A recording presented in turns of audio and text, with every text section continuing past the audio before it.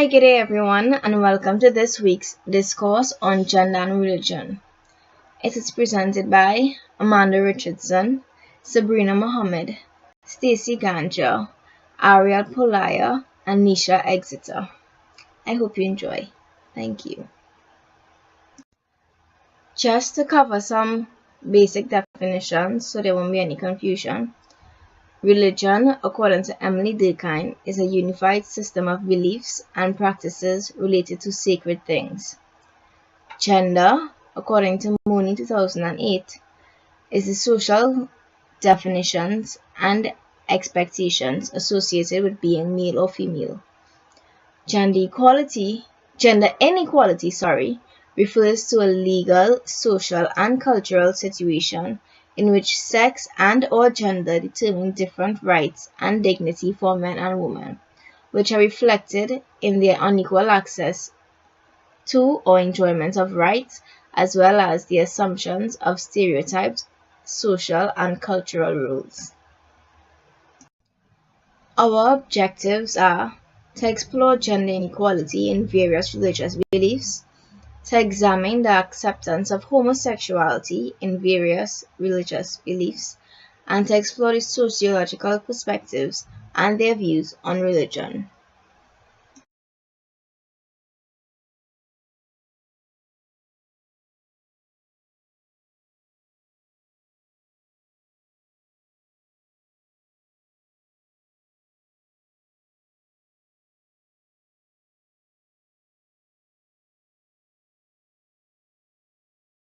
Hi all, this is Stacey Ganga and I'll be dealing with gender and Rastafarianism.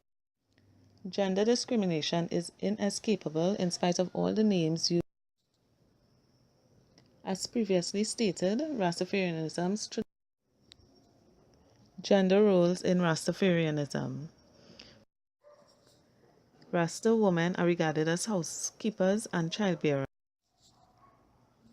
Women cannot be leaders in the workforce. Their subservient lifestyles is also evident. Christianity and gender. Throughout history, Christianity has significantly contributed to perceptions of gender roles and identities, as well as inequality between men and women. Early Christianity attempted to create unity amongst its followers. It allowed women to have positions and roles of status in the church where they didn't have it outside because of the discriminatory Roman laws that was affecting them. However, over the years, Christianity began to grow under the Roman Empire and its views and teachings began to change. They accepted views of non-influential Christian men that women were irrational and unequal in virtue in comparison to men. Other influential Christian men also perpetuated the sentiment that the only purpose of woman was procreation. Various Bible scriptures were used as a means to justify men having the authority over and being viewed as superior to women. Christianity has developed a patriarchal mindset over the time that seeks to keep women in subservience to men, especially in marriage and their place in the church. It imposes upon women roles and positions that are very prejudiced and oppressive and which encourage gender inequality between men and women. Women are limited to being homemakers, raising and caring for children, being submissive to their husbands, and being subjected to non-leadership roles in the church. Men, on the other hand, are encouraged to having positions and roles of leadership and being figures of authority in the church and at home. Recently, Christianity has developed a more positive attitude towards women. This change in attitude towards and treatment of women by Christian churches is influenced by a renewed understanding of various Bible scriptures. This increased acceptance of women is also influenced by Jesus' treatment of women and the belief gained from scriptures that men and women are created equally by God and in His image. This has led to women becoming an important and influential part of Christian churches, just as they were on the onset of Christianity. Some churches today have become more accepting of women in positions of leadership in the church and have actually allowed them into such positions. The equality and oneness of both men and women in marriage is also supported and encouraged by some churches. This influences the treatment and attitudes of society towards women and has allowed for women to achieve relative equality in many aspects of their lives. Now let's look at homosexuality in Christianity. Christianity has contributed to and continues to contribute to prejudice and discriminatory attitudes towards homosexuals and other LGBTQ persons. These individuals are considered immoral and abominations by many Christian churches because of their alternative lifestyles. As a result, many homosexuals become victims of inequality in many areas of their lives, as they are denied various rights and privileges and are oppressed by some societies due to the influence of Christianity. Christianity perpetuates the view that only heterosexuality and heterosexual relationships should be allowed, as it is ordered by God. Therefore, sexual unions other than those between a man and a woman are met with fierce opposition. It can be said, however, that a tolerance for homosexuality and LGBTQ persons are very slowly increasing among some Christians, in particular among those of the younger generation. Thank you. Hi everyone, my name is Nisha Exeter and I will be dealing with Islam and gender. Islam is one of the largest religions in the world with over 1 billion followers. It is a monotheistic faith based on revelations received by the Prophet Muhammad in the 7th century Saudi Arabia. The Arabic word Islam means submission, reflecting the faith's central tenet of submitting to the will of God. Followers of Islam are called Muslims. The sacred text of Islam, the Quran, was written in Arabic within 30 years of Muhammad's death. Muslims believe it contains the literal word of God. In today's modern society, many individuals have a negative perception of the Islamic religion, especially as it pertains to the expected roles of the Muslim men and women. Some believe that Muslim women are oppressed by their religion, forced to cover themselves completely, denied education and other basic rights.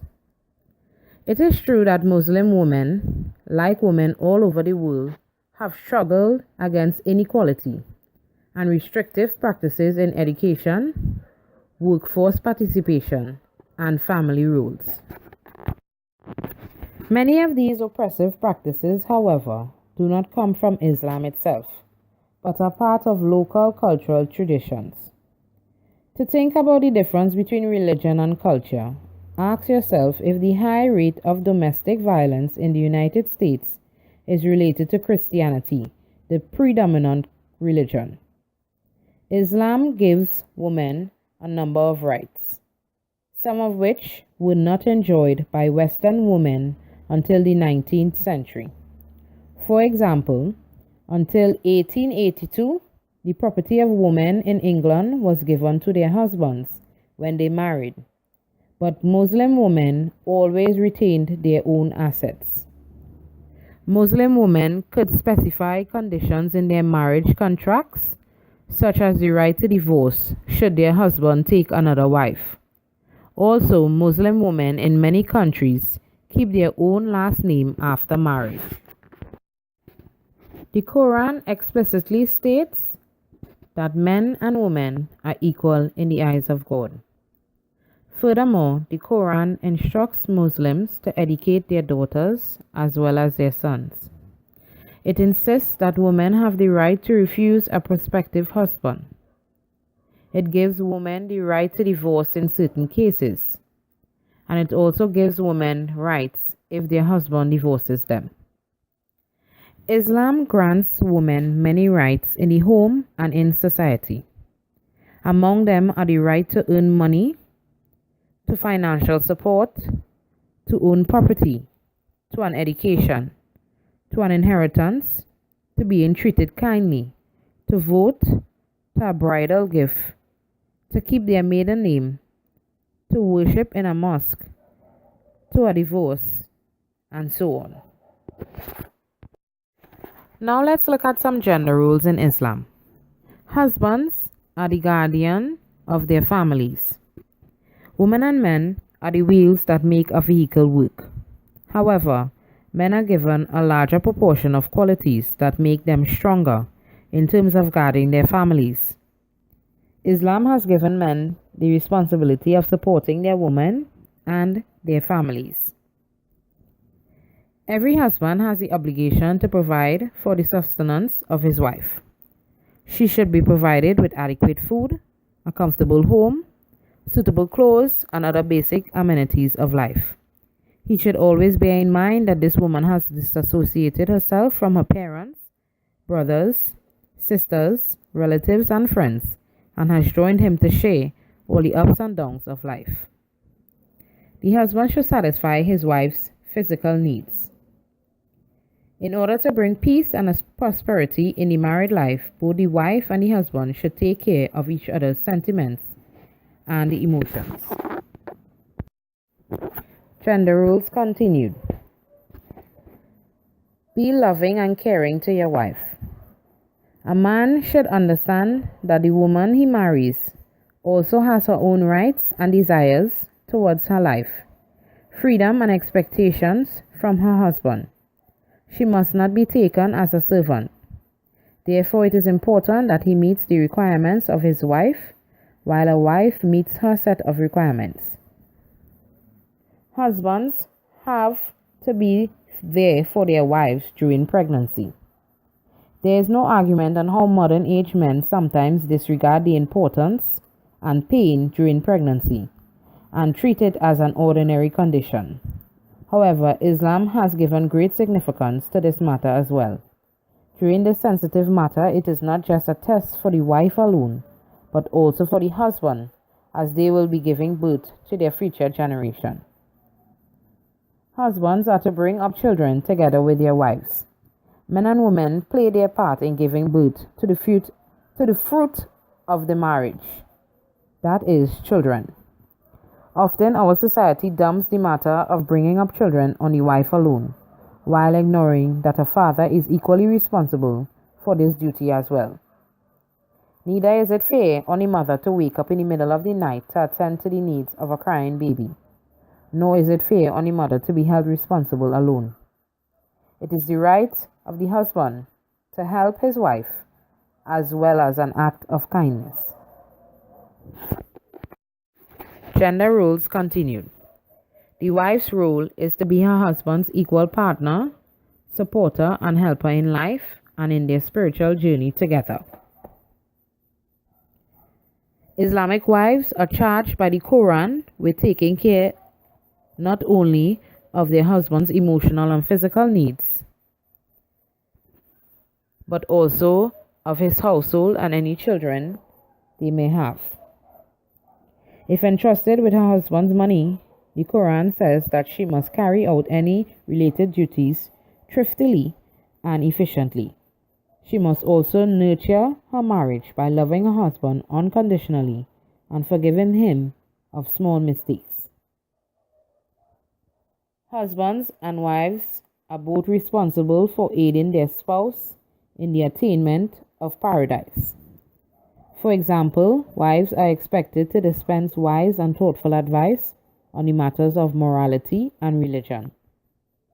The Quran also requires them to pray for their husband and children and to not take any action that would go against Islam. The Quran also dictates that Muslim wives must always put God's commandments above their husbands.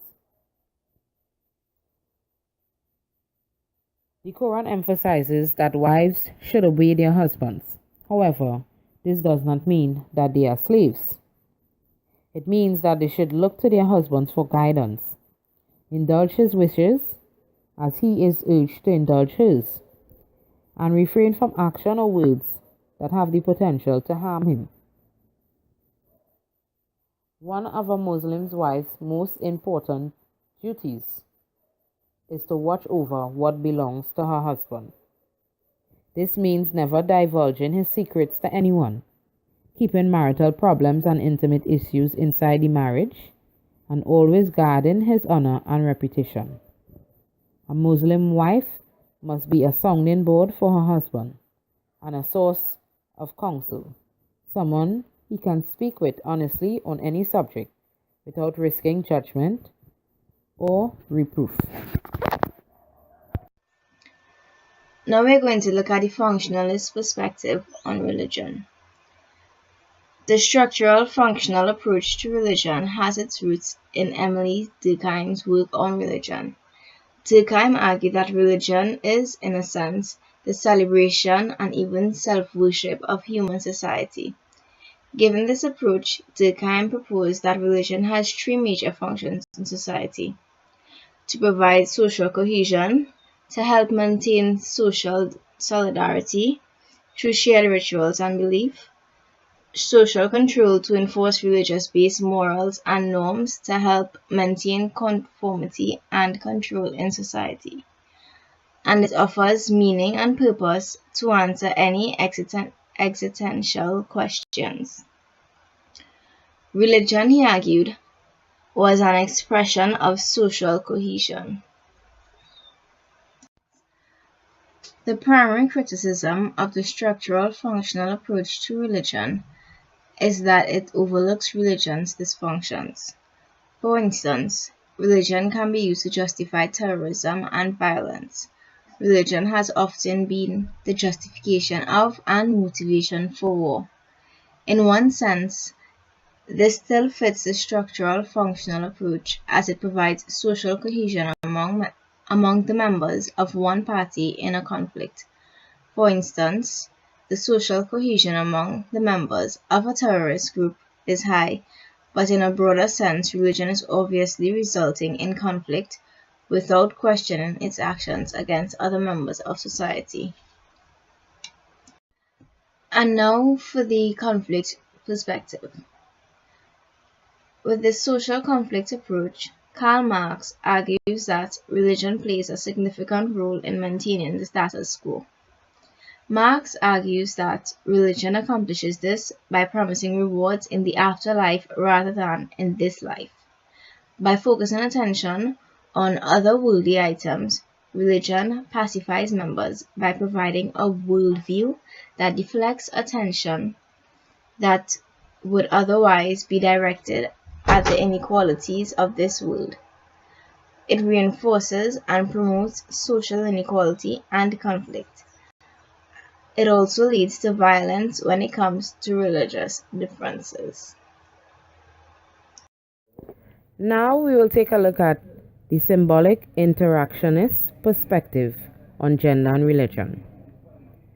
The symbolic interactionist approach to religion focuses on symbols and interactions and the role that it plays in our everyday life and how we interpret those religious experiences. According to Stephen Burkhan, symbolic interactionism emphasizes that beliefs and practices are not sacred unless people regard them as such. Once we regard them as sacred, they take on special significance and give meaning to our lives. Burkhan 2011. Symbolic interactionists study the ways in which people practice their faith and interact in houses of worship and other religious settings, and they study how and why religious faith and practice have positive consequences for individuals, psychological, and physical well-being. Religious symbols indicate the value of the symbolic interactionist approach. A crescent moon and a star are just two shapes in the sky, but together they constitute the international symbol of Islam. A cross is merely two lines or bars in the shape of a T, but to tens of millions of Christians, it is a symbol with deeply religious significance.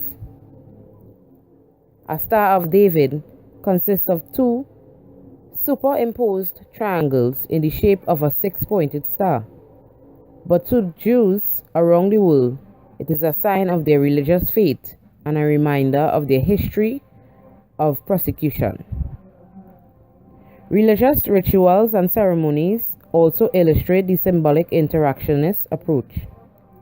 They can be deeply intense and can involve crying, laughing, screaming, trance-like conditions, a feeling of oneness with those around you, and other emotional and psychological states. For many people, they can be transformative experiences, while for others, they are not transformative, but are deeply moving nonetheless. Next, we will look at the feminist perspective on gender and religion. Feminists view society as patriarchal or male-dominated. Many feminists view religion as patriarchal, which embodies and promotes inequality. Essentially, religious beliefs act as patriarchal ideology which legitimizes female subordination. Evidence of patriarchy. Though religion teaches equality between the sexes, there is evidence of patriarchy within many teachings. Religious institutions are male-dominated despite the fact that women are more active in these institutions. For example, Orthodox Judaism and Catholic religions forbid women to be priests. One feminist, Karen Armstrong, views women's exclusion from becoming priests as evidence of marginalization. Places of worship segregate the sexes and marginalize women through seating them behind screens, as men occupy the main and more sacred spaces. Taboos of menstruation, pregnancy, and childbirth is viewed as pollution and may prevent participation. An example is when Islam view menstruating women as those unable to touch the Quran. Jean Home indicates this is a form of devaluation of women in modern religion. Sacred texts feature male gods and prophets, which are also written and interpreted by men.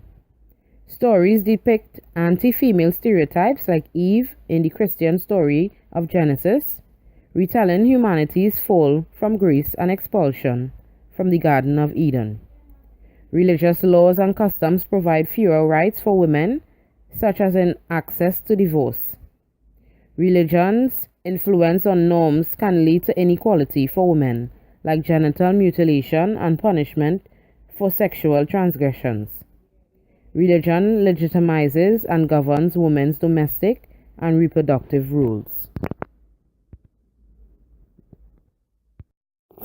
We've come to the end of our presentation on gender and religion. We hope you all enjoyed it. Please join us now in the discussion forum as we explore the following questions. Do you think there is upcoming gender equality in the various religious groups in Trinidad and Tobago? Do you think citizens are open to gender equality in religious positions in the church?